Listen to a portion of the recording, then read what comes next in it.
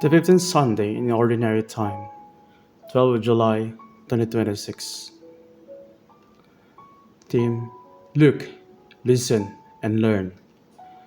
The Gospel reading for today from Matthew is the parable of the sower sowing the seed, which is in the other Synoptic too.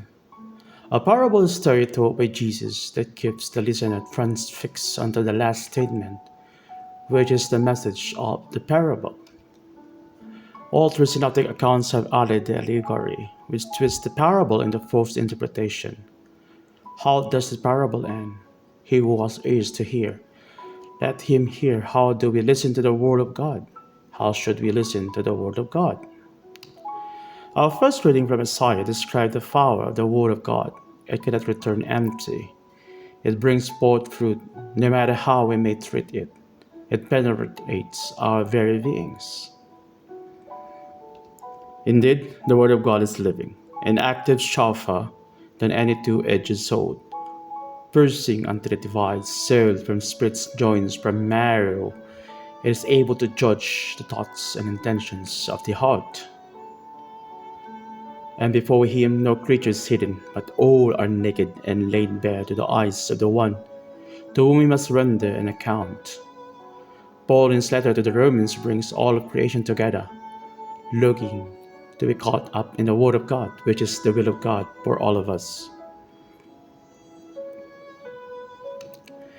This reminds me of the motto of Batkul, taken from Exodus chapter 19, verse 8. All that the Lord has spoken, we will do. We will hear and we will do. The psalm describes the Creator's power over and goodness towards creation. We who hear the word of God and do God's will shall be rewarded, but if we do not listen to and do as the word requires of us, we shall suffer. God's plan will always triumph and eventually turn out according to His word.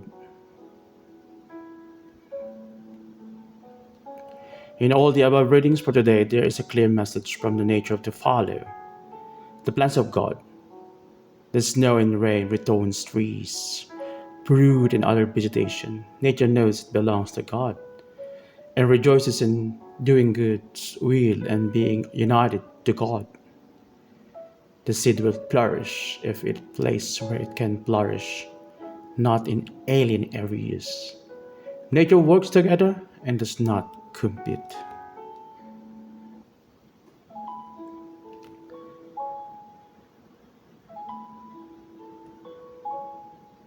The pastures of the wilderness overflow, the hills gird themselves with joy.